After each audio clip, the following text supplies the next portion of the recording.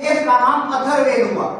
जो आज ऋग्वेद, यजुर्वेद, सामवेद और अथर्ववेद 4 भाग आते हैं, उसमें ऋग्वेद, यजुर्वेद और सामवेद उस अथर्ववेद जो मूल संहिता है उसके भाग हैं। यानी अथर्वा ने पूरा अथर्ववेद पढ़ा, उसमें से वेदव्यास ने 3 भागों को निकाला उनकी आवश्यकता के अनुसार। जहां कर्मकांड इत्यादि का विधि आई, कैसे उसको यजुर्वेद में कह दिया।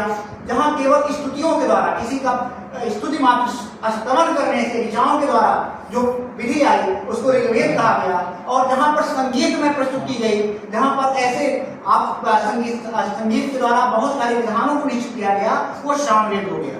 उसके बाद भी जो वेद अथर्ववेद था उसमें 3 भाग निकाले गए और उसमें से कुछ परिशिष्ट बचा, वो अथर्ववेद का था ही, उसका एक नाम हो गया। इस प्रकार 4 वेद हो गए। एक ही वेद के 4 भाग हुए। वेद एक ही है, 4 वेद नहीं है। वेद एक वेद के 4 भाग हुए। अब आवश्यकता ये पड़ी कि जो जैसे आज का विज्ञान है, साइंस है, साइंस कोई भी चीज को प्रैक्टिकल मानता है, वो प्रायोगिक मानता है। संस्कृत वाले हम और हमारे साथ जितना 4 लोग बैठे हैं, वास्तव में मुझसे गलती हुई, मैं प्रणाम करना चाहिए था मुझे आते ही, और अमोल सर ने क्या, मैं पुनः प्रणाम करता हूँ।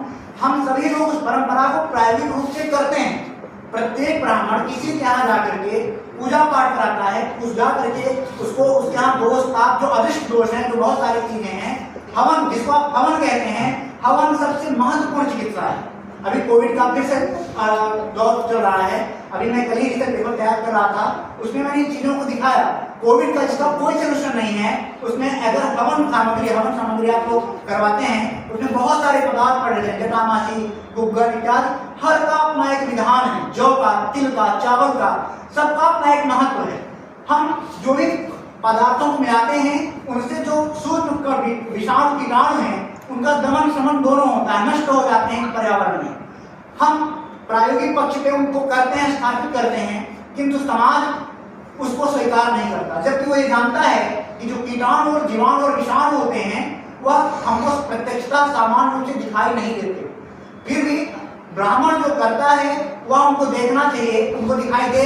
आपने मंत्र साधना किया, जब साधना किया, वो उनको दिखाई नहीं दे तो वो अंधविश्वास है। और कीटाणु जीवाणु दोनों विद्यमान हैं तो वो उनके लिए अंधविश्वास नहीं हो। कीटाणु को भी मानेंगे, विषाणु को भी मानेंगे, जीवाणु को भी मानेंगे, वो उनके लिए अंधविश्वास नहीं कहेंगे हाँ ये होता है, सूक्ष्म है, इनको हम देखा जा सकता है। जैसे कीटाणु विषाणु जीवाणु होते हैं, उसी प्रकार से हमारे यहाँ मंत्रों में एक शक्ति होती है। मंत्र शब्द का मतलब ही होता है मननात् त्रायते इति मंत्र, जो मनन करने से जिससे रक्षा हो, मनन करके ही जिससे रक्षा होती है वह मंत्र होता है।